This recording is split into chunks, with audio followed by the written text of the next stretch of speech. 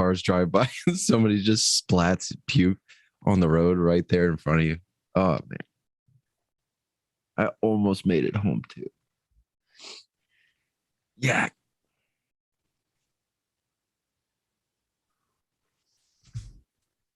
But you got yourself a brewski, I see. You good to go? I got fucking 3, yeah. I've been going. Since I knew we were going later, like I started later because I was like, well, like, can't start too early because then I'll be completely shit faced. But I feel like I put some quick work in. Oh, Put some quick work in. I'm on beer number 2. This last hour. Oh shit, we're live on YouTube. This meeting is being live streamed. All right, where's you that recording link? me? But throw the link up on the Discord, Raj. You if you fucking can. recording me? You fucking recording me? Everybody is. Raj, can you toss that link up on the Discord?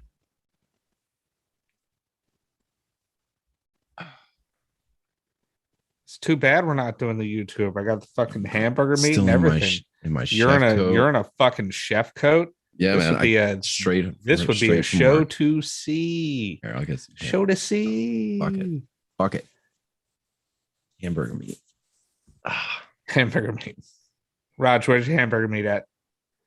It's gross. Covered up in a fucking Canadian hoodie. It's cold up here, eh? I can only imagine that Raj at least has some sort of patty going on. Enhance. He looks like a hairy man. That was the laugh of you don't know the half of it. You got a hairy chest, Raj? You know it. Chest reveal. You have a hairy back, Raj? I'm a man. Hairy backs. Well, then seems fitting. I mean, it goes without question that Raj then also has a hairy ass. Oh wait, I have the link, don't I? You sent it to me here. Oh, I definitely do too. I can pop it up. I'll pop it up there. Oh, you already did. Right on. Yep. Look at you. Look at you. Okay. Show us your back.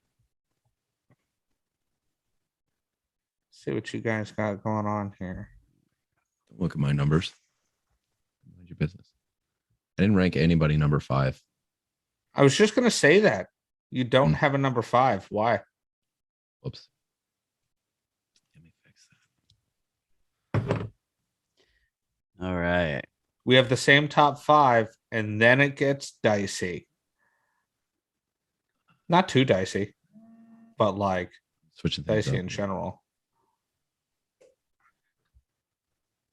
Okay, put this shit over here.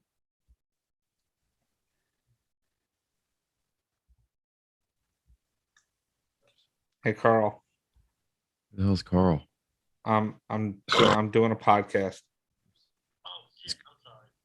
Is Carl? Is he joining our fucking league again this year? This is Carl that does the Carl Lanzillo does the league with us. Carl, you're going to do the league again this year, right? I mean, hang up. What do you mean you guess? Hang up.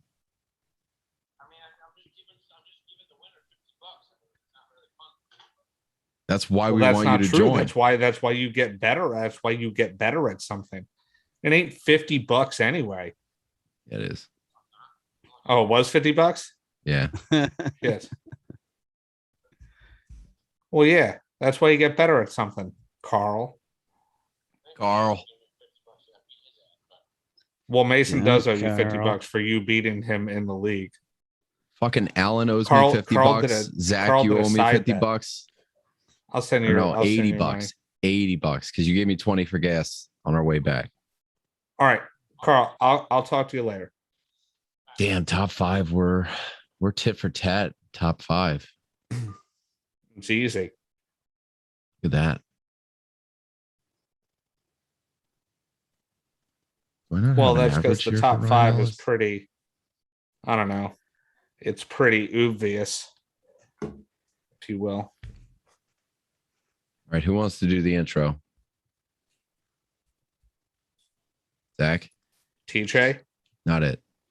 I'm the first person. Not it. Said Not it. You can't just throw that. You can't just throw that on someone. You know what I mean? Holy fuck. 162 subscribers on YouTube. Look Yeah, at you dude. guys. You've You been- guys rock. Hey, wait, you are doing YouTube? Yeah, we're on the Yes. Zoom, just straight. What Like hap- we're not what doing ha- any of that what fancy. What I've been happened? live I for thought, like 20 minutes. Sorry, everybody watching. Love yous. oh, hey, wait, All I thought you said we weren't doing YouTube. We're not gonna do the fancy YouTube, but we'll just do the straight Zoom. Oh, Zach's got his own row. That's not fair. Me and Raj have to share the top row. It sounds the way it should be. Yeah, you're a bottom. Power bottom. Power bottom, bruh. You and Mikey. Two peas in a pod. There ain't nothing wrong with that. There ain't nothing wrong with that. All right, are we? Good Hey, to go? why am I the only Yeah, person that fucking ranked Ryan Ellis? What the F? I don't know. You ranked him 32. He wasn't even on anybody's list. I know. I would have. I I should have forgot. put him higher. No, I'm gonna Yeah. change him. I'm My gonna watch change is him telling to me TJ to 24. go Oshie in your good. top 10 I'm again? gonna or change him what? to 24 and have him take over for Zach fucking Wawinski. We should just start bitching about Zach's list here. Before Zach doesn't have a number 8. Oh yeah, you do. You got Sidney Crosby. Seth Jones. What are you talking about? I'm talking about centers. Oh, talk about centers. Yeah, Zach's got a got number Seth 8. Jones as his number Who's- 8 center. Who's my number 8? Seth Jones. Yeah, Sidney Crosby. Fuck off. All right, bring us in. Oh wait, I gotta record locally. Fuck, I gotta enhance. I'm not ready. Jesus. I gotta clock in. I'm gonna boys. Sorry. I'm gonna Sorry. re-enhance. Might as well All right, unhance. enhance. Enhance. All right, I'm all enhanced. I'm ready to go. All right. And let me minimize this so I don't stop it by accident because that's happened before.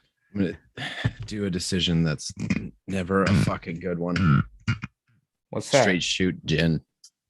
Yes. There you go. Oh, it Is that tastes a like big- Christmas. Is that a big bottle of Sapphire? Blue coat. Oh, Billy blue coat. baby. Okay, Billy not baby. bad. Represent. I was Blue coat's upset. Their selections of gin this evening were not very good.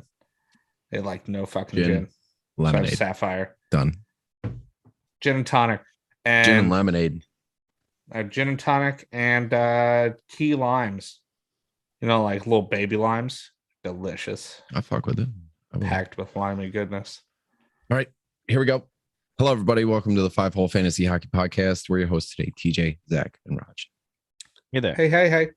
We got centers and defenseman rankings for you guys tonight.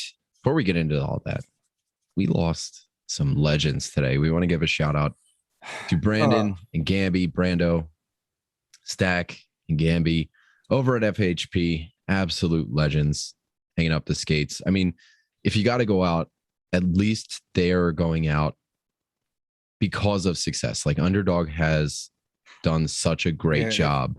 If there was a going out on top, like we're They're too doing big. it right. We're too big. I mean, yeah. If there's any reason to go out, it's because you're too successful with your fucking startup. So, FHP going up in the rafters, pour one out for you guys. Like, cheers, Golf clap, man. Golf Yeah, clap. Cheers it up. good on you. You guys were great. Thank you, guys.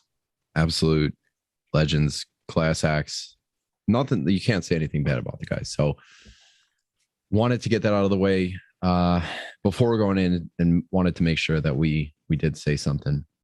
We are going into our center and defenseman rankings. Again, we're going to say it. Some people hate rankings. Some people love rankings. We like them. So we're going to do them. Yeah, say mind your own business. Yeah. Well, You know, we're only going Who to who doesn't doesn't like, like a good rankings? ranking episode? Who doesn't Oh, like a good ranking episode? they're great for I was going to say like starting conversation, but usually it's very irate, the It conversation. ends conversations. It ends friendships. It's what it does. We got Damn. we got a little bit of flack about having Kirill Kaprizov outside the top 10 in our left wings. And I'm looking at him here. Who had him ranked the highest? I did. I had him at 11. You guys had him at 15. Sounds about right. I don't feel bad at all about it. So I like my list. Yeah, it's good. Show me your list. Anyway. No, I don't. And I'll tell you why I don't feel bad. Okay, so you have him at number 11. Mm-hmm. Your top 10 before that are Svetch, DeBrincat, Landeskog, Gensel, Miller, Brady Tkachuk, Huberdeau, Marchand, Panarin, Ovechkin. Who are you kicking out of that top 10 exactly? I'm just wondering. I mean, you say it blindly. Okay, we had Kirill Kaprizov at 13. And you're like, what the fuck is going on here?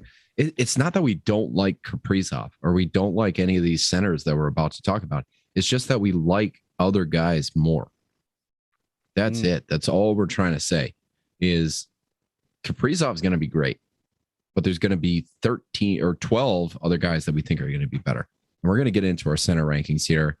At number 1, I have Yanni Gord. So I don't know who you guys have at number 1. I had Jay Beagle. Jay Beagle, right on. Number 1. I mean, we're not far off. I had Beagle at 3.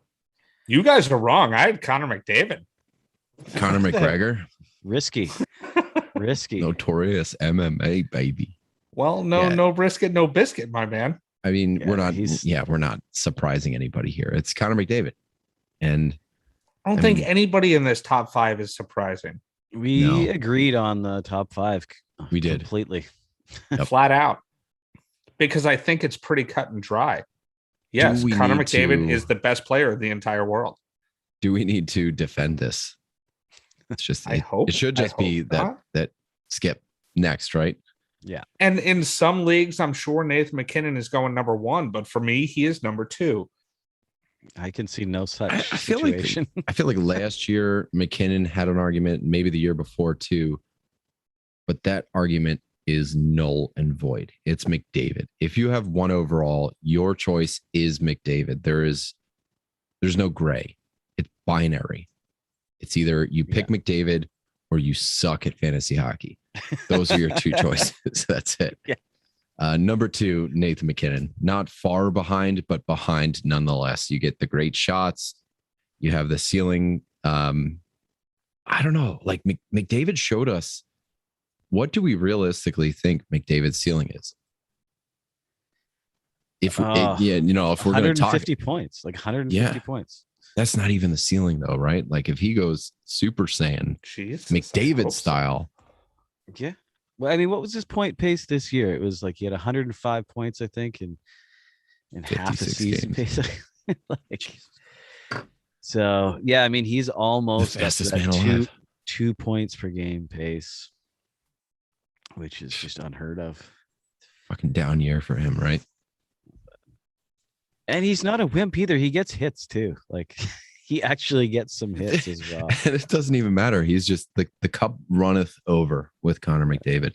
In our 5-hole points leagues, he is 5.69 points per game.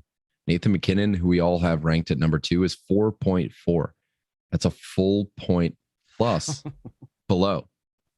McDavid's he's going to lap players. Yeah, that's a full Pierre-Luc Dubois ahead. That's a bad one to bring up right now. If we're going to talk about Wayne Gretzky back in, when he was fantasy hockey back in like the Renaissance, right? They broke it up into Gretzky assists and Gretzky goals. We're not there with Connor McDavid, but if anybody's got the capability to be an unfair cheat code, it's McDavid. We're done. McKinnon, let's talk about him. Realistic ceiling. What are we looking at? I mean, he's in and around 100, 105 points for me. Yeah, I was going to say ceiling 115, 120, ceiling 120. If all the stars aligned, Cale Makar turns into Super Saiyan as well. And then he has Rantanen alongside getting, who ran in his ceiling probably 105. I want to see if I can piss you guys off real quick. Can I try to piss you guys off real quick? Shouldn't be I hard. don't think you got to try. I No, don't think you got to try. Artemi Panarin's point pace was higher than Nathan. Oh, I'm already pissed off. Oh my god. So yeah, we got the shots, right? Like shots on top of McKinnon. Great. But Artemi Panarin for the past 2 years, McKinnon is 111 point pace. Panarin is 113, if I'm remembering correctly. Let me double check. I don't know. You get so much more out of McKinnon. Oh yeah, I'm not advocating. I'm just spurring discussion here. But that is true, and I mean Panarin's good in a narrow type of league, you know. Once you start bringing, it's not like bangs, McKinnon's hitting. He hits okay, but it's the shots too, right? Like he is far and away the biggest shooter. I don't know. I definitely would rather have McKinnon in every league over. Yep. And I don't want anybody to hear what I'm not saying, but I just wanted to bring it up.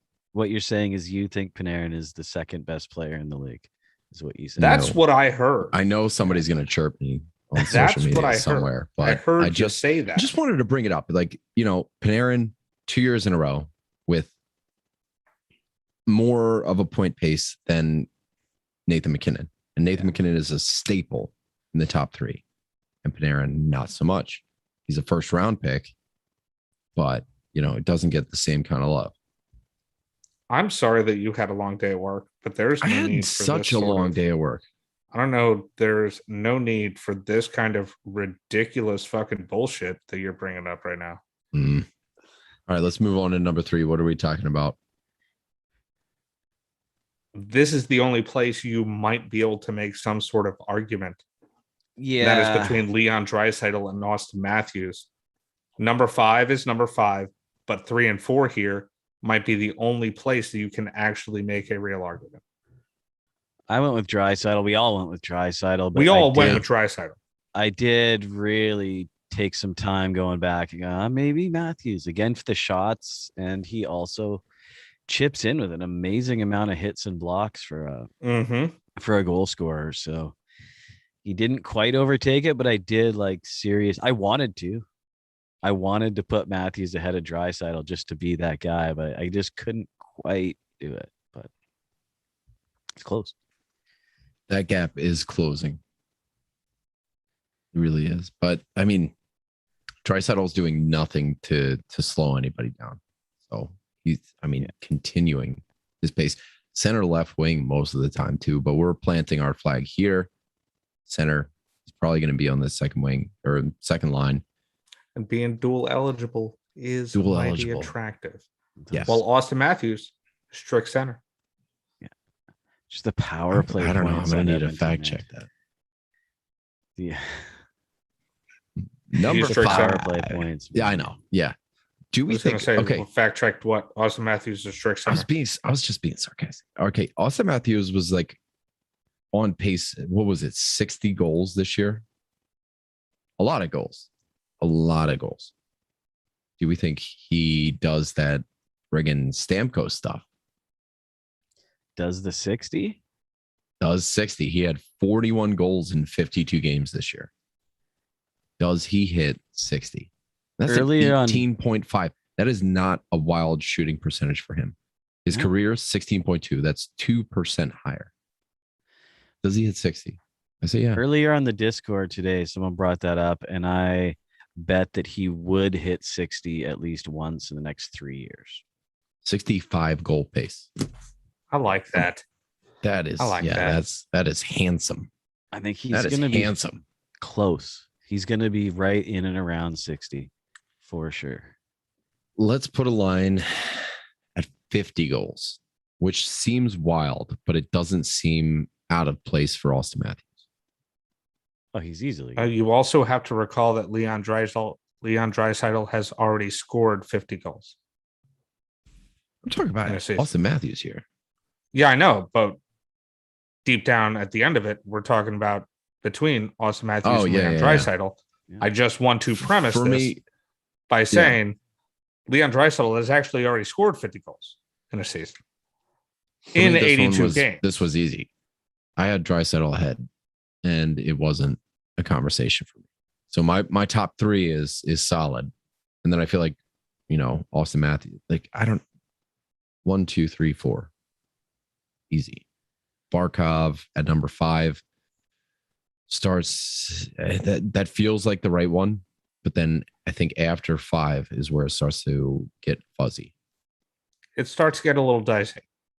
And I don't agree with your guy's next pick, who's Sidney Crosby after Alex Barkov.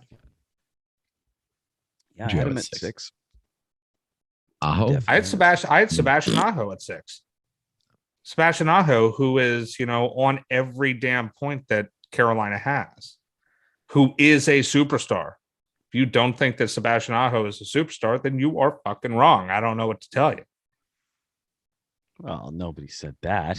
Tell me one thing that Aho does better than Crosby. Just one stat.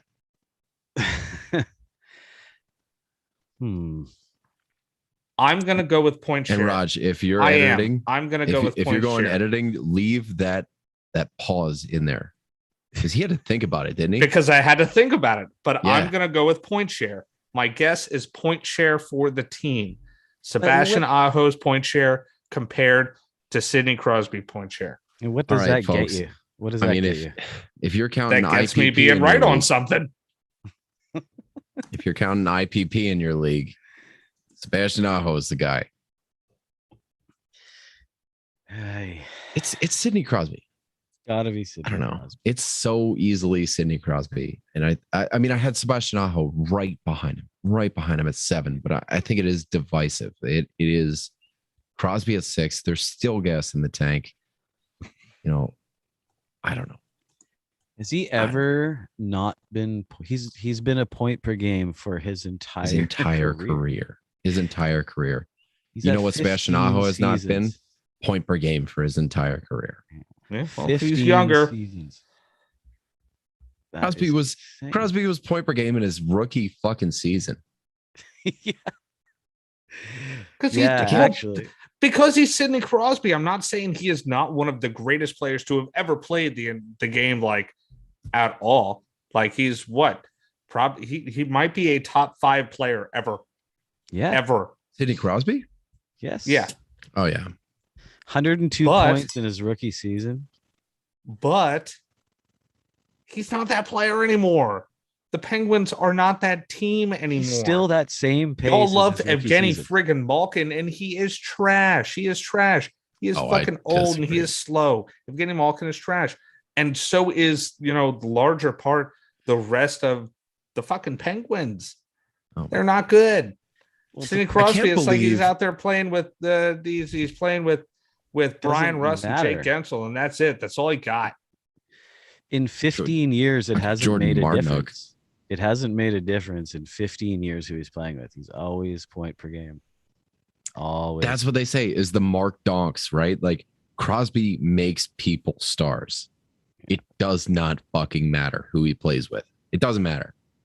Crosby's he's gonna Crosby. He's gonna get his points. He's gonna be point per game. Point per game over under, taking the over. Sebastian Aho, point per game over under. I have to fucking think about it. Yeah. I have to think about it because he's been floating around that like 80-point pace 2 years ago, 83-point pace, just barely made the mark in a 56 game season. And I like Sebastian Aho, and I can't believe I have to go on record defending the Penguins here. I feel dirty. I hate it. Well, you're the one doing it. I have to. I like Crosby better than Aho. I would draft Crosby ahead of Aho. And I would I would not. do it. That's fine with me. Fine. All right, who's number 7? Zabinajad. Still look for these goddamn point shares. Oh, no, I guess Sebastian Aho is 7. Oh, yeah, right. Yeah, then Zibs at 8. Very close behind Aho. So the cumulative, I probably should have said this at the top, but each of us submitted our list, top 20, and then we averaged it out. Our first 5 was tit for tat. Everybody agreed. 6, Raj and I had him, Crosby at 6, and then Zach had him at 8. Aho, I had him at 7. Zach had him at 6. Raj, you had him at 8. You have Zibanejad ahead of Sebastian Aho. Care to comment? He is better. I think that I wouldn't actually say that. I wouldn't actually say that. I think Cool. Aho is actually put a pin in it. Why don't we? Yeah. Aho, I think, is a better singular player, but Analysis. Yeah, right. look at the top 6. Like, look at Panarin. Look at, I don't know. New York is just more of an offensive machine. In Carolina, I don't know. Yeah, for sure. I feel like they're kind of on the same plane. I just like the Rangers offense better. Like, as a team, I think Carolina is a better team for sure, but I like the No doubt, Rangers yeah. offense much better. And if we're going to talk about D pretty soon, but if Fox does what he did last year, that power play is pretty deadly as well. Yeah, there is a kind of a huge question mark on the power play with no Dougie Hamilton, right? Like Tony D'Angelo. That's a wild card for sure. That whole thing. He is a wild card. Yeah, that's all I'm going to say there. But Zibanejad, like, I'm surprised you went the whole conversation without saying like category coverage. We're getting intense category coverage there. Yeah, he gets the hits. He's across the board. I just like him, and it's a slight difference for sure. Like, not a huge difference. If you're looking at a dynasty or something, then give the edge to Aho for being young. But Well, and there was a bunch of people, remember at the early stages of last year that were super disappointed with Zibanejad. So he started out on a little bit of a slump. There was a ton of people that were super disappointed. Oh yeah. But what was crazy is his second half was so intense that he still came close to point per game. They usually are. Maybe he's just like he is a second half kind of guy. Yeah, that is one thing that kind of troublesome with him is he had like people were dropping him last year. No. He was so cold. Oh yeah. 11 points in 26 games, and then he finished it out. Oh, Christ, math. 30 games, 39 points. Lots of points. Yeah, just lots. Yeah. Maybe my math is off, but I just been. Yeah. That sounds good. Just down in Miller High Lives, Just all right. So now that we switch off of 7A and 7B, which I guess we'll call them. Yeah, that's about it. We'll skip number 8 because there is no number 8. And go right to number 9. And that's one actually we all agreed on at Mark Scheifele. But we don't agree on how to say his name. Scheifele. The opposite player of Zibanejad. We were talking about how up and down and crazy he is. Scheifele is just steady. We talked steady about it as she goes. In our divisional previews. Like Scheifele has a floor of 81 points and a ceiling of 84. So you know exactly what you're getting. Scheifele has never disappointed because your hopes aren't really anywhere else outside of like kind of give or take 2 points of point per game. He's just there. And that's what I expect. Last year, inside the COVID year, I think he was like, what did he have? Like a 90-point pace? It was, I don't know. I chalking it up to COVID, right? Like the whole North Division. I think he's around point per game. Yeah. And it's probably the safest bet. Well, it seemed like the rest of his teammates were slumping last year. Yeah, said the same shit about Anthony Mantha once. Did. I like Anthony Mantha now. He's not on the fucking Red Wings. I like him so much more. All right, rounding out the top 10. We agree again. What the fuck? Yeah. Braden Yeah. Point. Did I Braden say Point. his name right? Braden. Yeah, you did. Brendan Point. Pyont? Brendan Point. Piont. Braden Piont. He, Distant relative to Neil Pionk.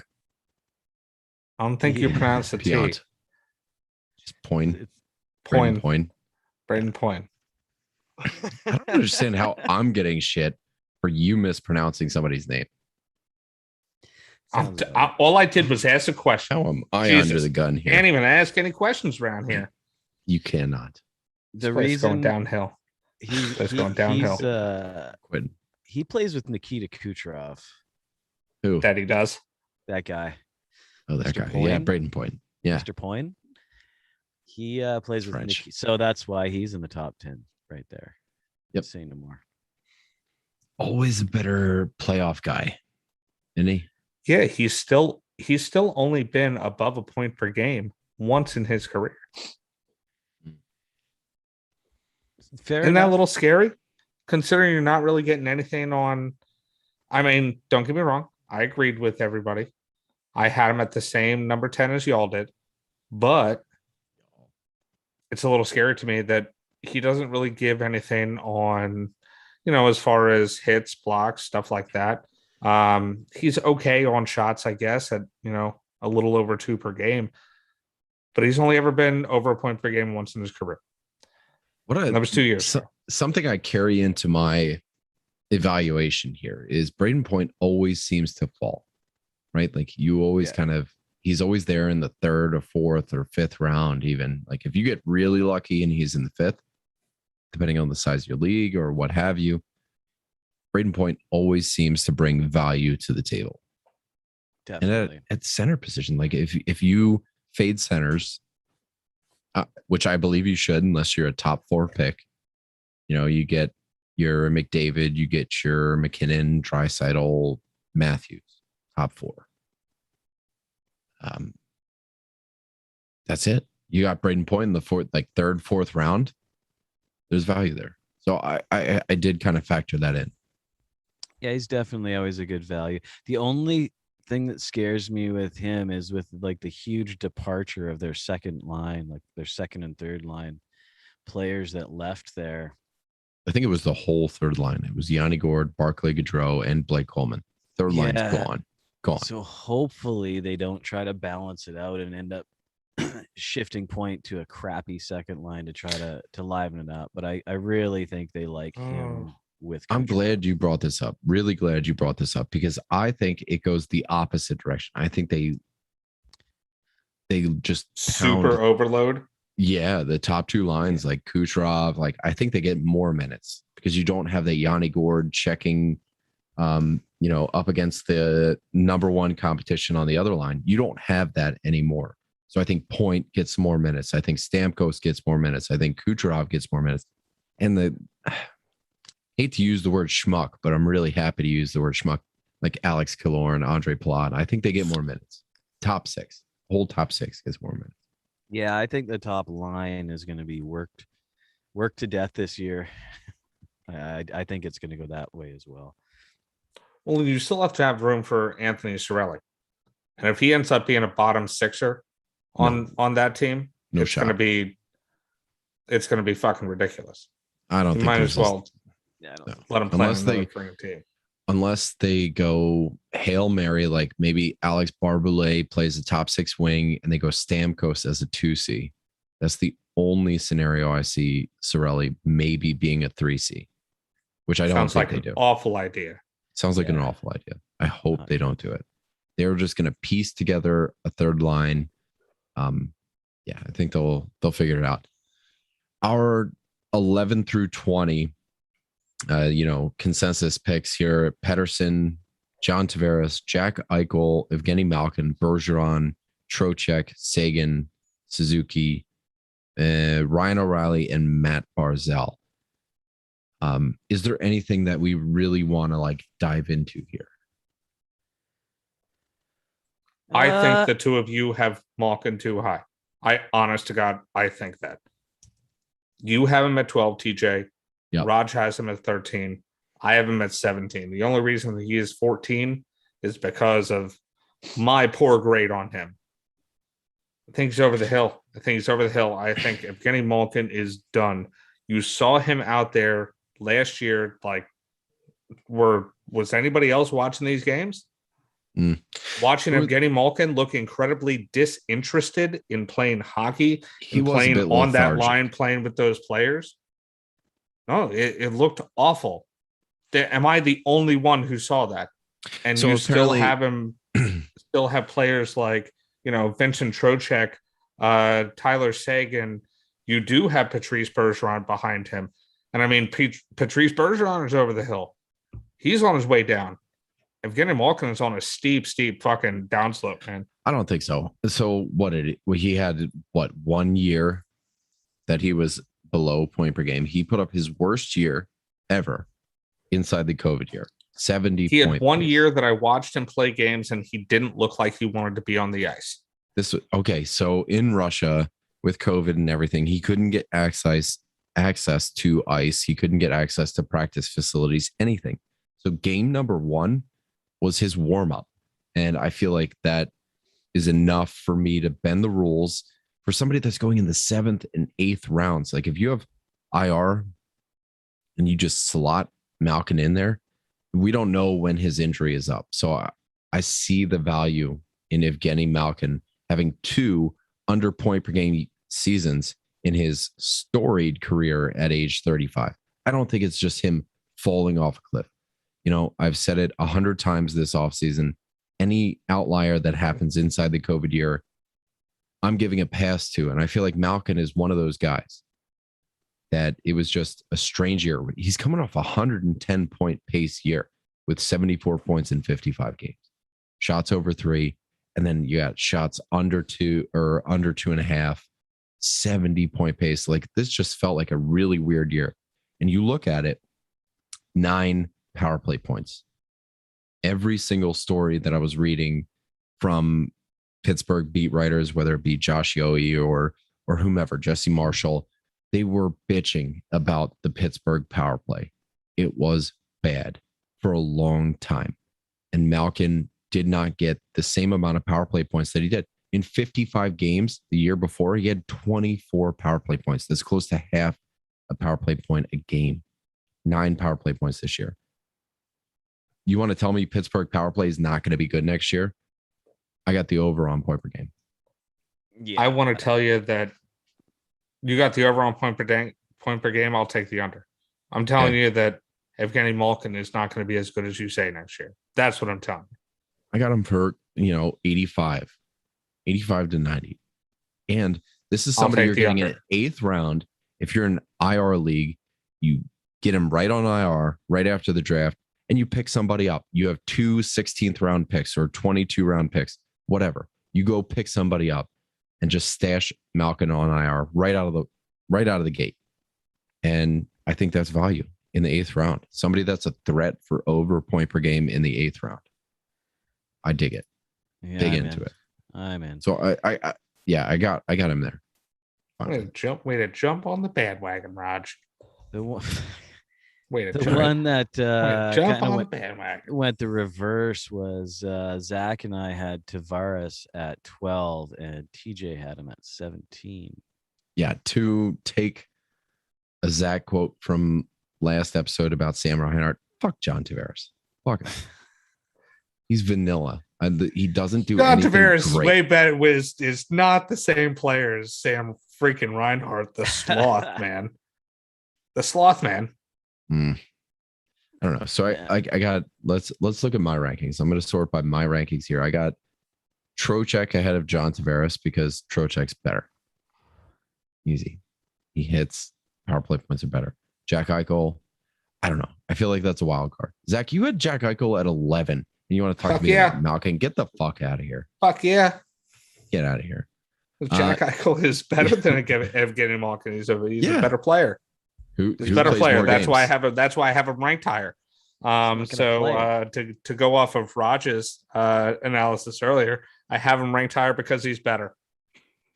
That's why. That's why. I don't know. That is flat out why I have him ranked higher than Evgeny Malkin. Right. So we were. That's also why I have Elias Pettersson ranked higher than Malkin. Yeah, Patrice Pedersen's Bergeron, are 11. Vincent Trocheck, John Tavares, Tyler Seguin. All of those players I think are better than Evgeny Malkin. I got Sagan the lowest, and I think it's because his best years have happened when Dallas had a power play that loaded power play unit 1. And Sagan has not been the same player since they have been going 50-50. Look into it. You'll see what I'm I talking wish Sagan about. played on another team. I will say that.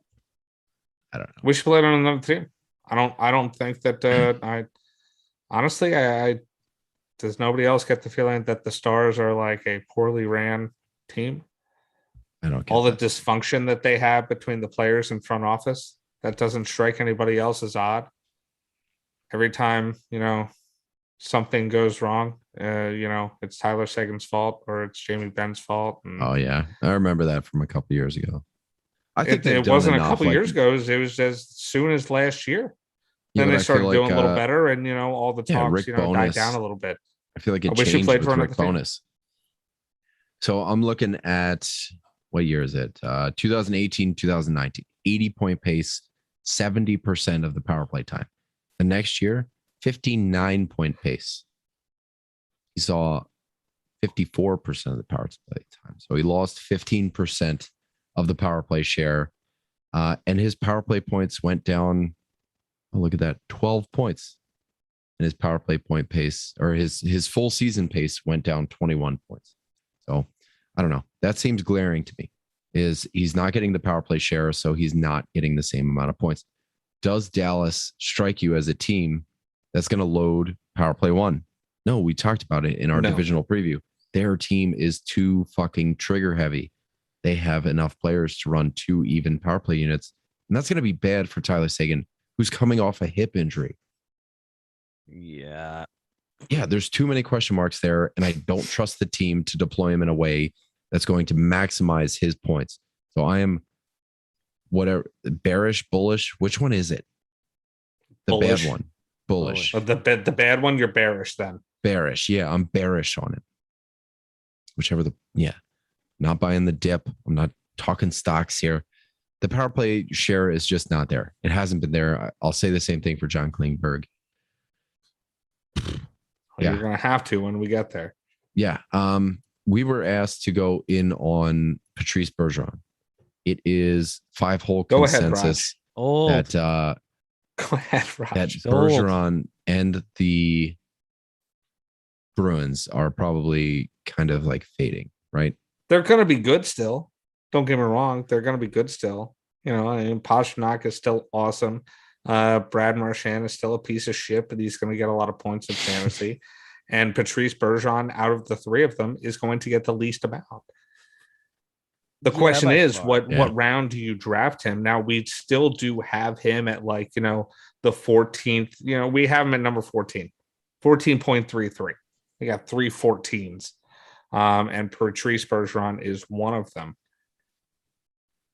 But where do you see him realistically? What, the 6th round? Nah. He's typically been really good for shots. He's always pretty good for shots, like 3.5, between 3 and 3.5. So I think there's value there. It's just every single year it's kind of on its way down. The whole of the Bruins had an amazing year in 2018-19. And with Patrice Bergeron, it's kind of baked into drafting him that you're going to miss some games. He's got that injury kind of moniker to him too. He hasn't hit 70 games in like 4 or 5 years. And also they don't have a real power play quarterback. They were really clicking with Krug there and Chara there on the power play. Chara on Long Island now. I know, that's crazy. They don't have Krejci, so they don't have a 2C there. He's just getting old. He's not going to be terrible, but he's definitely not the Bergeron of 3-4 years ago. Not even. So what round are you comfortable drafting him in? 0 rounds for me. He's an avoid for you. I mean, like, it's just another one of those. I don't know guys if it's where, like that, man. someone else is going to want him before I do. I can guarantee you that. I'll give you that answer. Like, I'm not saying he's a piece of crap, but I know someone is going to be higher on him than me. I mean, actually, last year he played 54 out of 56 games. Good on him. But that's like throw an 82 game season in there, and he's like. And then you start looking at 65, right? He's like he's got a hard out at game 65. He's just I'm playing that many games. Him and Malkin, man. Yeah, Letang. There's a club. There's a 65 gamer club. All right. So for anybody curious, our top 20: McDavid, McKinnon, Draisaitl, Matthews, Barkov, Crosby, Aho, Zibanejad, Scheifele, Point, Pedersen, Tavares, Malkin, Point. Eichel, Bergeron, Silent T. Trocheck, Sagan, Nick Suzuki, Ryan O'Reilly, and Matt Barzell. Fuck That's our yeah, top Nick 20. Suzuki sneaking in there. Yeah, buddy. Yeah. Fuck yeah, Yeah. Nick Suzuki. He did. Okay, our honorable mentions are Anze Kopitar, Nick Backstrom, Sean Couturier, Bo Horvat, and Rupee Hintz. Let's move on to D. Let's whip out that D. I Hey, hated this. Can we take a really quick break where I can pee and make another drink? Have at it. Me and Raj will actually no, because we need to talk to you who didn't have Cale Makar ranked number 1. So do your thing and come on back. I'm gonna go pee real quick too. Then we can pee together. Yeah, E-break, man, really? I really got to pee. And no, I figured I would go straight devil's advocate on this one because I know both of you were gonna have him number 1, so I put him in number fucking 2. Just I had because him at I ain't number ready 2 to first. pass the torch. You're a dick.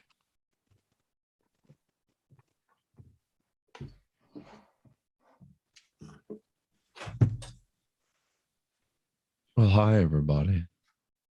People watching.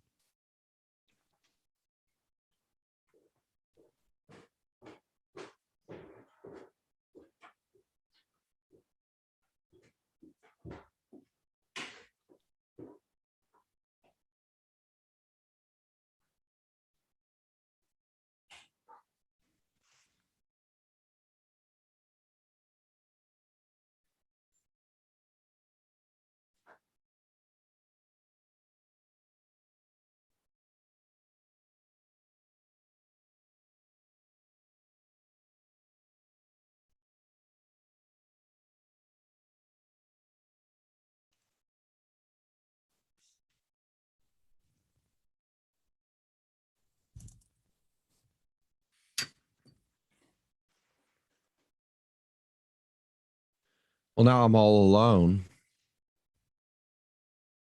I feel like I should be peeing too.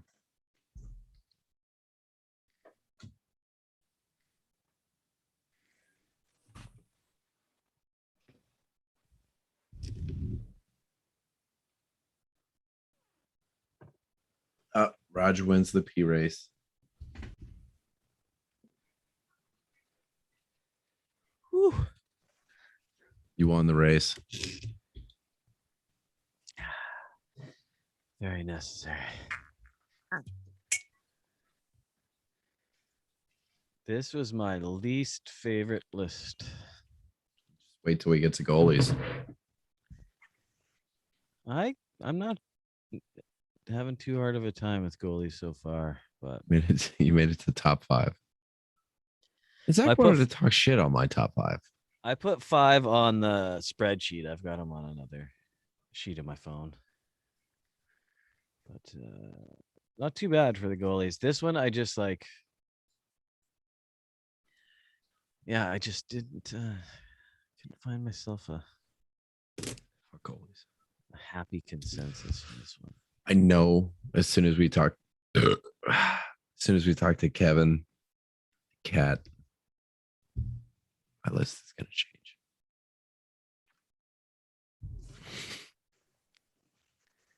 Don't let them change you. Never let them. They're so much smarter than me, though, especially at goalie. Not at fantasy. At goalie, though, I need their help. Woodley blows my mind.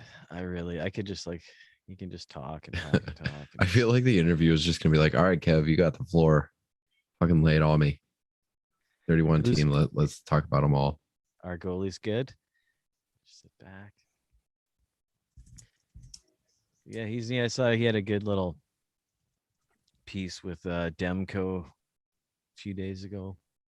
Saw him post on Twitter. It was pretty neat. I think it was for In Goal. It was In Goal magazine. But he's like, he legitimately, his stats make sense and they actually are true. Like there's a lot of people who theorize with stats and analytics and stuff around goalies, and it just never works out. But his stuff actually works out. Like he just takes knows. Takes it to such a level. Like I went back, I listened to that episode, and he was like, I forget who he was talking about, but it was so much wasted movement. You know, you're talking about, I think it was the John Gibson thing where we, your team is so bad for so long that your D doesn't trust the goalie and your goalie doesn't trust the D. So you start cheating, right? Like you see somebody coming and you start heading that way because you don't trust your D to defend against them, right? And that makes it easier to get scored on. And that's irreparable. You cannot like unteach that. As soon as that trust is broken, oh man, he started talking about Steve Mason and it just brought flashbacks back. That's my least favorite phase of being a Flyers fan is the Steve Mason the whole thing. Jesus fuck. That was brutal. Let's look at our D rankings. I don't even know like where the cumulative is. Damn, we're high on Shea Theodore, aren't we? yes, Let's go. And Zach's the highest on him too. I was the lowest, but we were all close. I feel like he's one of the. He's going to be such a value because he's been going later. Let me get the ADP up here. That'll help. Talk about that. Cam Carr going first. Ooh. John Carlson going second. Adam Fox, then Victor Hedman. Dude, I have to scroll down for Shea Theodore, who's going in the sixth, like round 7. That's nuts. That's a target for me. I'm targeting that. Yeah, like I don't like this list. I still think I stand by my picks and where I put them, but I don't like it. I don't know what that is about. It almost feels senseless because we're going to put these out on the airwaves and then tomorrow I'll probably change my list and then the next day I'll change it again. But this is the one that's going out on the air, right? We've got them on a spreadsheet and on audio. So at the end of the season, we can come back. Yeah. Check our rankings and shoot ourselves. When Zach Werenski wins the Norris, 90 points. I'm actually the highest on Zach Werenski here. Our list is very different than Yahoo's list. I can tell you that much. Very different. And in ways that would surprise the average listener. 1, 2, 3, 4, 5. Yahoo's got Hughes ranked as the 50. What? The 5th. Not by ADP. Oh, okay. You're going by like rank. By like Yahoo's projected rankings. He's going 6th. 5th. In terms of ADP. Yeah, he's it's McCarr. Yeah. Petrangelo, number 7. Wow.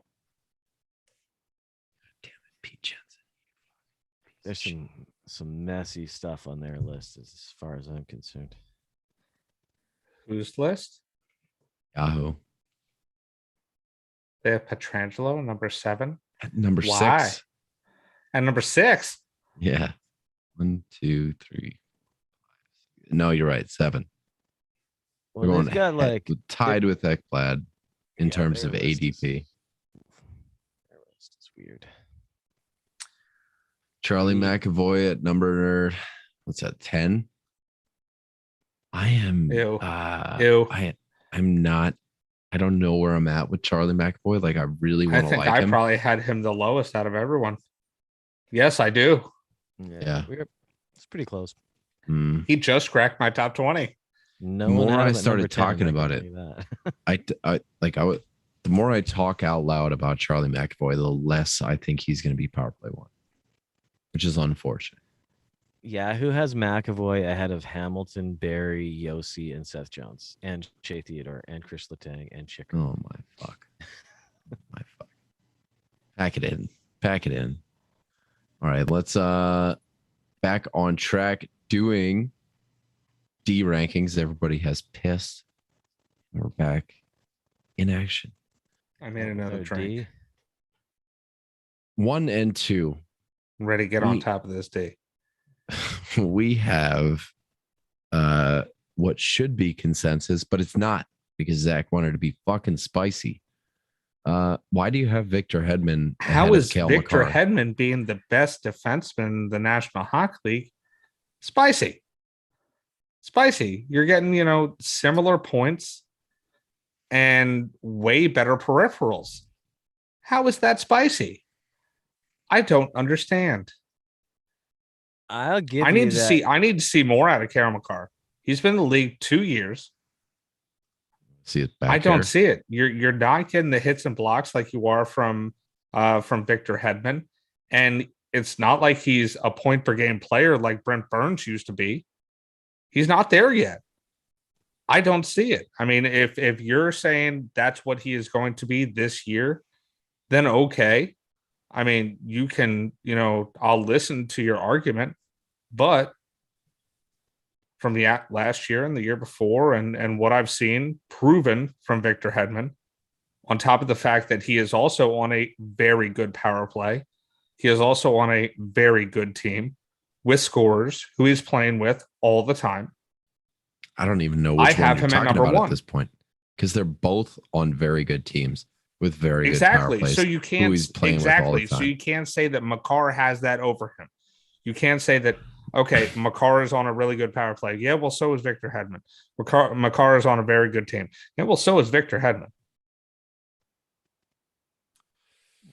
Everything I see, Cale Makar was puts point them, per game. similarly close. Point I per don't see game, as Cale a Makar. consensus number one, Cale Makar. I don't. Points league, yeah. Points league, okay. Their Points hits league, are yes. the same. Their hits were the same. Their hits are the same. Makar had a higher hit per game pace than Hedman did last year. Blocks, they're, Makar has half the amount of blocks. Definitely Hedman's got the edge there, but Makar has a huge, huge gap on points. When we're talking about D, 68 point pace versus point per game pace just last year. Yeah, there's only 2 years of data on Cale Makar, but what is really going to change for Cale Makar? He's not going to have Jonas Donskoy on his power play. That's the only variable going into next year about Cale Makar. I think a huge variable is he's a year older. They're both a year older, and that means one good thing for one of them and a bad thing for the other one. So one thing I will give in your favor, Zach, is that Cale Makar in 2 seasons in the league has yet to play a full season. He's had 2 years, 57 games played the first year, 44 out of 56 the second. But he's still putting up a 76-point pace through 2. Well, I mean, fucking good. Hedman's been injury ridden. Not last year. He played most of last year, but the couple of seasons before that, he only played 66 games, 70 games. So he's been known to be injured as well. Well, I also know a lot of people that took John Carlson with the first defensive pick last year. There's a lot of fluctuation. We have him at a consensus number 3. That's right, we do. Yeah. Mm-hmm. I don't know. I feel like Cale Makar is number 1. I'll give you the hits and the blocks in a full season. Hedman is gonna take it. I don't know how I feel about hit a game, Kel McCarr. I just don't see that.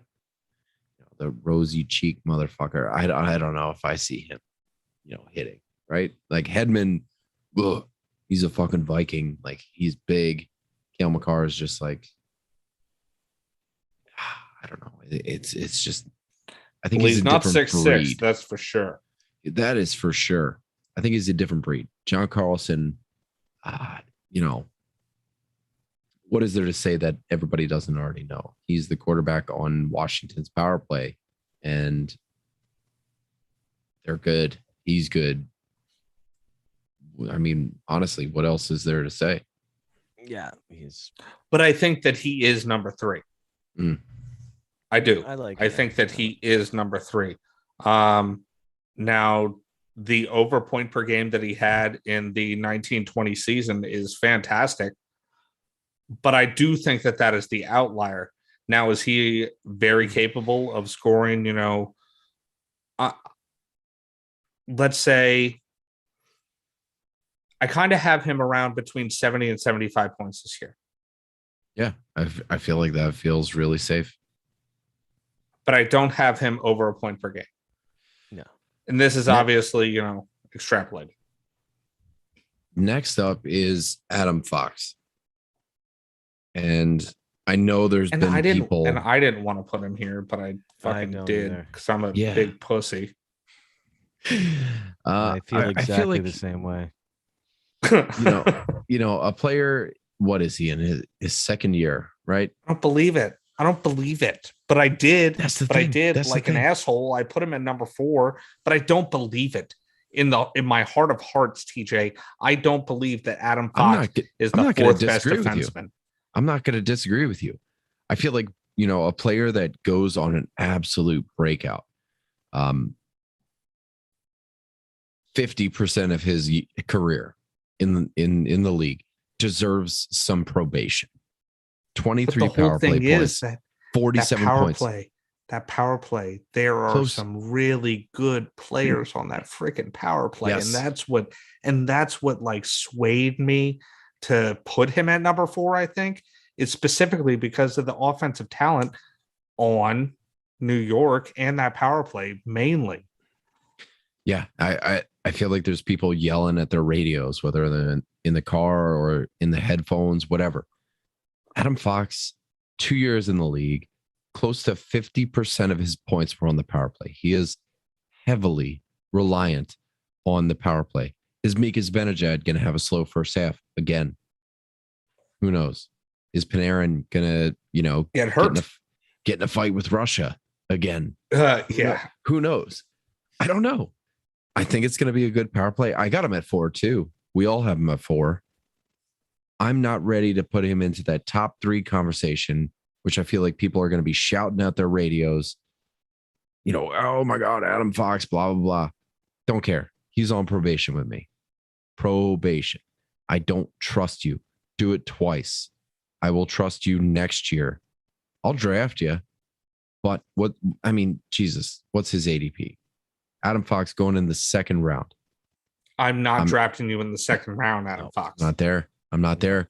He feels like a gamble. I think he's a good player. I don't want to say anything bad about him because there's nothing bad to say about him.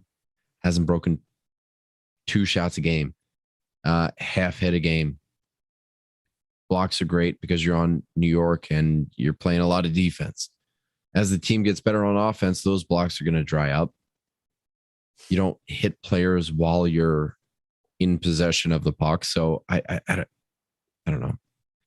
Points are a big part of Adam Fox's game. Do I think he's going to get this many points? I don't know. And that's the one thing I do like. Huge part.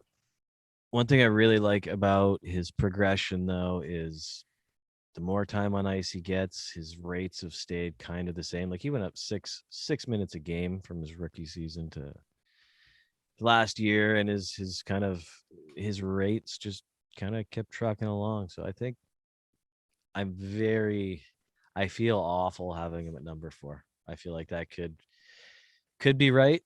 Probably will be right, but he is the type of situation where it could have been a fluke. It Could have been a fluke. It could. That is 50% of his career. And yeah, he got top power play. Like Tony D isn't there anymore. And that helps, especially when 50% of your points are coming from that power play. Is the power play going to be that good? Again. And it also helps that there is nobody that is going to steal that power play from you. Nobody. Nils Lundqvist. There's dynasty fans out there that are hoping for him and Keandre Miller, who's probably just going to be a banger. I think Adam Fox is pretty safe. I feel good about him at number 4, and I do think he could hop into the top 3 at some point. Maybe it's next year. I'm not ready to. I don't gamble inside the top 3 rounds, so there we are. Shea Theodore. I had him at 6. Zach, you had him at 5. Rod, you had him at 7. Because I like Shea Theodore. He is our number 5, and I think it's pretty comfy. Let's talk about his ADP. Let me scroll down, which is fucking wild to say. He's going at the end of the 6th round, the 7th round in Yahoo. I'm down. Pile that on top of the fact that Shea Theodore is a number 5. He's a top 5 defenseman. Okay, so we talked about it again in our divisional previews. Shea Theodore, I think he had like a 7-game pointless streak to end the season. Had he, kept on his pace before then, he would have had more points than Adam Fox, more points than Tyson Barrie. He would have been the highest scoring defenseman in the league. And this is all with like 51% of the power play time. I think he edged out Pietrangelo by like 18 seconds on the power play. I don't know. Let's say that goes up. Fuck me. Like, I don't know. If that's a floor, I'm cool. I think his power play share goes up. You know what? Good. Good. I'm glad that happened. I'm glad that he went on that 7-game drought. I'm glad that he will now get drafted lower than he would have if he would have done that. I'm glad because now I can get him in the 6th round. Now I can get a defenseman that shoots 3 friggin' times a game. There's forwards that were begging to shoot, 3 times a game. Shea Theodore is doing it. Right, and he has also got a really good shot. He's got a fantastic fucking shot on him. Also, on top of the fact that he is also on a very good power play. If he is getting more of that power play share this year, like he did last year over Pietrangelo, because he is the better option. That is just true, or at least in my mind. And you know what? To that point, Vegas had a down year in terms of their power play. So that power play goes up in efficacy. Shea Theodore reaps the benefits. And we're talking about a 70-point defenseman here. Yeah, I feel safer with Theodore than I do with Adam Fox. Yes, definitely. Because I know what Shea Theodore is. And at a 4-round disparity, I am targeting Shea Theodore in the 6th round. That is value to me. Number 7, Dougie Hamilton. Interesting. Shots. Interesting. Shots. Yes. I had him at 5. I actually had him ahead of Shea Theodore, which, if I were to edit again, I'd probably have Shea Theodore ahead. Dougie Hamilton. Yeah. But you did. You had him at 5, and so did Raj. I had him at number 9.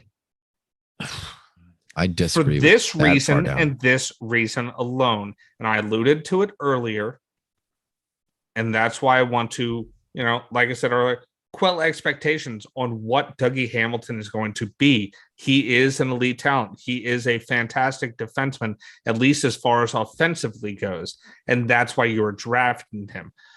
You're, going to get okay hits and blocks, but it's the shots. It's the points. And now he is not on Carolina anymore. He is not on Calgary anymore. He is on fucking New Jersey. Yep. Okay? Are you sold on New Jersey? That is the question that you have to ask yourself. And you have him at number 5. I have him at number 9. I am not sold on New Jersey. I am sold on a very minute amount of players from New Jersey. And that is Jack Hughes. That is Jack Hughes and Jack Hughes alone. as Nico goes, he's okay. Show me. Yeah. But Zach, you're gonna love Jack Hughes is the answer, and that's it. Therefore, Dougie Hamilton doesn't hold the same weight. He is not on a similar type of team with a similar type of power play. So he dropped for me. Dougie Hamilton had 18 power play points. All of New Jersey's defensemen added together had 18 power play points. All of them. So if you think that Dougie Hamilton is going to come in and fix New Jersey's power play, he's going to make it better. But this is not going to be a copy and paste. Dougie Hamilton, he's going to be just as good. He's not. He's going to a team that is worse on the power play, is worse at even strength. They're on the up and up, sure, but they're nowhere near the caliber of team that the Carolina Hurricanes are. He himself had as many power play points as all of New Jersey's defensemen last year. So I just don't know how, unless Dougie Hamilton is playing 100% of all of the power play time, that he gets even close to the same. He's a 63-point pace player last year. I got him in the 50s going into next year. Low 50s. Yes. Probably low 50s. 50 to 55 sounded good in my head. And does that sound like a number 5 defenseman? That sounds like a good year for Dougie Hamilton on the New Jersey Devils. I don't think he's 55. A 40s guy. I think 55. He's a 50s. He's a 50s guy. Over 250 shots coming for sure. I think he's fine. I think he's dead. Yeah, Carolina is better, and his surrounding cast is clearly better. But I still like him where we've got him here. I still think him at number 5. 5 overall. Who do we got at 6, boys? Tyson Barrie. At number 6, we have Tyson Barrie, who I actually had at number 6, and so did Raj. I feel like we skipped somebody. So Makar at 1, Hedman at 2, Carlson at 3, Fox at 4, Theodore at 5, Hamilton at 6. So Barrie is our number 7. Yeah, next number 7, Tyson Barrie. For us, 6.67. Yep. I had him at 8. I love Tyson Barrie. Yeah, I'm a huge Tyson Barrie fan. I had Seth Jones ahead and Shea Theodore ahead in my list. I had him at 8. Tyson Barrie brings power play points and points. Good. Yep, and I think the power play. Well, that's what I want from him. Yep. Yeah, that's what he's going to give you. 80% of his points are going to come from the power play. Yeah, and that's just it's going to be a lot of, and that's going to be like a that doesn't hurt kind my of a feelings. Given. I had Seth Jones ahead because I like him on that power play, and I think he's going to crush hits. He's going to crush blocks, and there will be good shots there too. So I like Seth Jones. I'm higher on Seth Jones than I should be, and I know it, but I refuse to let me disagree with it. Like, I feel like Seth Jones in Chicago is just so good. So maybe I'm falling victim to the hype factor, but I just don't see flaws in this plan. I feel like it was great signing. Zach, you had him at 8, so you weren't far off. I'm right there with you, man. I am Raj, right you're the there lowest. with you, man. You had Chris Letang. I know how you like your old farts, so there's not much surprise there. Raj, did you think he was still on Columbus or something? Why do you have him at number 10? Yeah. Well, I would even probably put him lower. Woo! I think he's fucking kick rocks. He's good. Every single thing about him is I hope he does this and he should do that and he'll probably do that if Taves comes back and plays well. If these, there's just too many ifs with him. It's probablys maybe, but Chris Letang seems so much safer. Well, look at his career. Like he plays a few less games and he absolutely outscores everybody. Right. In plays playing a few less games. Playing 15 less games, he's outscored Seth Jones every single year of their career. That's fair. So why is that a shocking pick? It's not. I mean, he's gonna play with Patrick Kane and DeBrincat, and What else is attractive there? He's going to play with a true number one power play because they don't have a number two power play. They have a stacked first line power play. They don't have a. Yeah, that's true. Their team isn't very good. I know, but that's who he's going to be playing with. He is going to be playing with their elite players and their elite players alone. He's not going to have, elite too much player. They have an player. Elite player. Yeah. Which one, DeBrincat or Kane? No offense, but you're talking about Kane. Alex DeBrincat is elite. Dominic Kubalik is on the come up, and don't tell me he isn't, because then we're going to get to a very serious argument about Dominic Kubalik. Yeah, no. So you're talking shit about a guy who's playing with Malkin, a guy who's playing with Crosby, a guy who's playing with Gensel. We already talked about Malkin and what I think. You're bringing up Kubalik. We don't have Letang too far behind you, but we're just taking those games played into consideration here. Yeah, I'm about to redo my left wing list just about this. We talking about Kubalik right now. Yeah, just to spite you, put Kubalik just outside the top 10. Where did you have Kubalik? Did he make the top 20 on anyone's list? Probably not. No. Exactly. 26, 24. He's young. 26, He's young. He's going to be really good, man. Jake Gensel did. You know who else did? Sidney Crosby did. So we're at what? We're at number. Well, I'm not saying that Dominic Kubalik is Sidney Crosby. Jones was 9. Darnell Nurse is our consensus number 10. Zach, you and I had him at number 10. Raj, you had him at 13, which is strange because you love your bangers, and he bangs. Yeah, and he's getting points now. He's getting points now. Those points are not going to be there next year. Not going to be there. The shooting percentage was wildly inflated. He had a lot of goals. I think he was on pace for like 25 goals, which is just straight up not going to happen for Darnell Nurse next year. It just won't. I meant to put about. It was only his second time getting more than 10 goals. Yeah, I meant to put a whole column of asterisks next to that one because as soon as you switch to a categories league, he jumps about 5 spots. Yes, and I feel like there's people kicking the door down about Jacob Chikrin too, and that I've said my piece on Jacob Chikrin.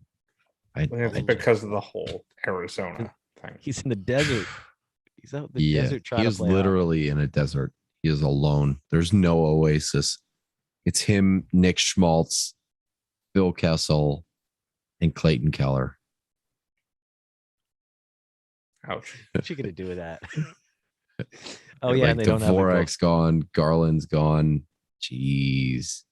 And Jacob Chikrin was on pace for 26 goals. Like the shot volume's there, and yeah, they're gonna lean on the guy more, but Jesus Christ, the first person to say somebody's got to score to me is get the fuck out of here. It's not gonna happen.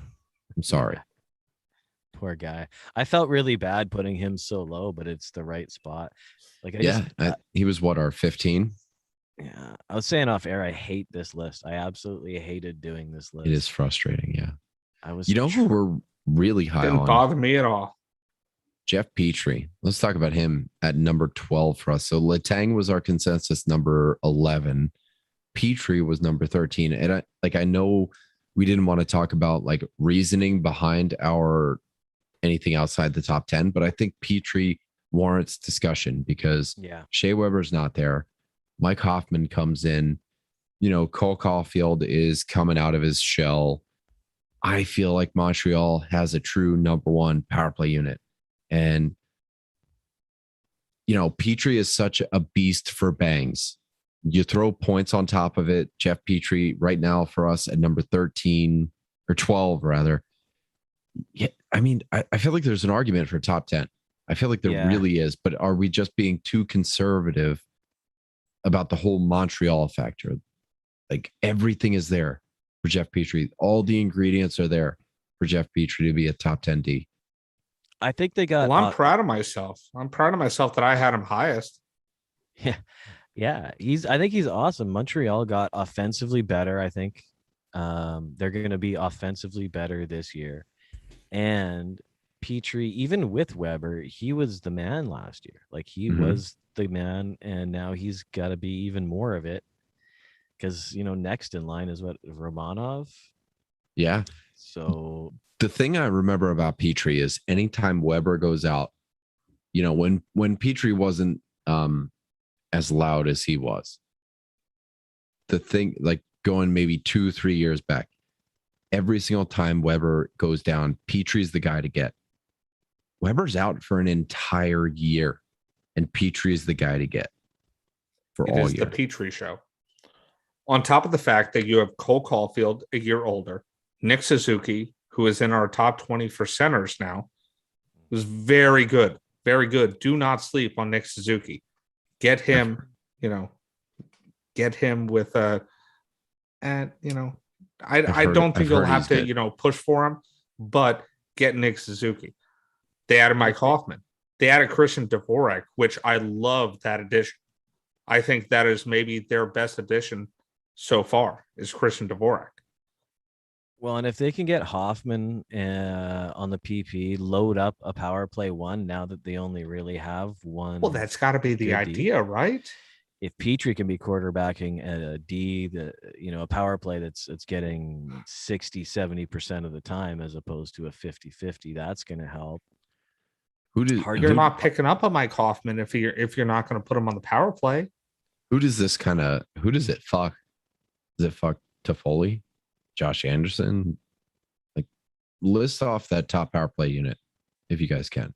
Gotta be like Nick Suzuki, Mike Suzuki, Cole Caulfield, Mike Hoffman, that's Cole three, Caulfield, Jeff Petrie. Yeah, and that's 4 out of 5. I would think you put Gallagher there. Just maybe as the net front, yeah. Somebody's got to be the asshole. Somebody has to be the asshole, and that's got to be Brent Gallagher. Nick Suzuki, Mike Hoffman, huge. And Cole Caulfield. They're not going out and fighting anybody. Either. They're not going out and getting anybody's face, but Brendan Gallagher will. Mm-hmm. Brendan Gallagher will get under your skin. He's not huge either. But he plays bigger than he is because he scores the goals. But I would stack it. Right. Fuck Gallagher. To round out our top 20, we got Chris Letang as number 11, Jeff Petrie 12, Quinn Hughes 13, easily inside the top 10 if we're talking points leagues, but there's not much there for Bangs. Aaron Ekblad, I want to see him put everything together. 2 years ago, solid at even strength, 50-point pace. Last year, solid on the power play, top power play guy, 52-point pace. So I want to see him put even strength and power play together. Let's talk about top 10. Let's talk about it next year. Jacob Chikrin, Morgan Riley, Neil Pionk, Charlie McAvoy at number 18. I'm the highest on him. And I'm also, I think, the most apprehensive. And you don't even know why. And I can see it on your face. You don't even know why you're highest on him. There's that gamble, but do they give those extra minutes to Charlie McAvoy on the man advantage? I don't know. Even if he is on the power play, he's a fucking doorstop, man. He's a doorstop. We're talking about 27 minutes time on ice for 82 games. Then plus you're hoping 20 plus playoff games, 100 games of 27 minutes, or you can put fucking Matt Grzelcyk up there. So I don't know. I'm starting to cool off on McAvoy here a little bit, just because, from a coach's standpoint, do you put McAvoy out there game one, knowing that you have 81 games left, knowing that you have a power play or a playoff run that you're hoping for? Do you burn Charlie McAvoy out, or do you just put fucking Grzelcyk up there? I don't know. If McAvoy gets power play one, man, does he jump this list? Yeah. Or if it's a category, is a banger category. He bangs. Yeah. But yeah, that's the question, right? And the thing about Boston's power play, either way, it hasn't been what it was when they had Krug. So neither guy's really filled the spot. So I think throughout the year, it's probably going to end up being pretty close in power play time on ice. Nobody's taken the reins yet, that's for sure. Mike Riley, what's up? Ooh. And like you're saying, like, you know, he already plays all the minutes. So there. I just don't know if they're going to give him those extra minutes. Yeah, unless he was clearly better. Like if he was clearly a better power play quarterback, they'd give him the minutes, but he hasn't been. So he was in the playoffs, but you got to think about like playoff games mean so much more. So you don't give a fuck about burning guys out for, you know, what you hope to be 16 games. You're just going to play them. Aces and places at that point. But getting to the playoffs, Boston seems like a safe bet. Just put Grizzly up there. You got 4 other ancillary pieces that are going to get you the points, right? Like, you know, Marchand, hopefully Taylor Hall, Bergeron, and Pastrnak. They can run a power play. You just fucking, you know, you put Grizzly out there or you put McAvoy out there. Like, what is the end game? You get what's the difference? 10 extra power play goals on a year. I don't know. Yeah. Versus no offense, but Charlie McAvoy isn't the guy. And he's not even a doorstop. I feel like Charlie McAvoy is like one of those in real like life. those like long snake looking things, or like they'll have like mouse ears or something that you put in front of your door to stop the air from coming through in the wintertime. Like whatever the fuck stopper. That means. You don't have one of those at your house? You don't have one of those in front of your door? It's like it has like rice and stuff inside. You really don't know what I'm talking about? It stops the cold air. Yeah, I got you. Yeah. Well, I'm sorry that I'm poor and I have one of those things to stop the cold air from getting to my house. We're all poor. We have doors that fit around here. Yeah. Good for you. Yeah. Get a door. You don't have any Charlie McAvoys at your house. I got one downstairs. Charlie McAvoy is about to get paid next year. Okay. That's because he's a good defenseman. He's just not a good fantasy defenseman. There's a difference. Tony DeAngelo at 19, Alex Pietrangelo at 21 or 20. Man, this list keeps going. Thomas Chabot at 21, Zach Werenski, Torrey Krug, Drew Doughty, Jacob Trouba. We got lots Tony to talk DeAngelo about, is there because you don't know if he's actually even going to be on that team or if he's going to, you know, get cut randomly, you know, on the 3rd day of preseason. Like, you have no idea. That floor is scary. But the ceiling's pretty. Yeah, the upside's the pretty new neat. Dougie Hamilton, right? We'll see. Jeez, Raj, way to not finish your list. Only went to 30. He's going to get sheltered at even strength. He is no Dougie Hamilton at even strength. So I got him bumped down from, you know, the 60-point Dougie Hamiltons that we've seen, probably like 40, 50. He's going to get power play points, but that's not a guy you put out at even strength all the time. That's Jacob Slavin.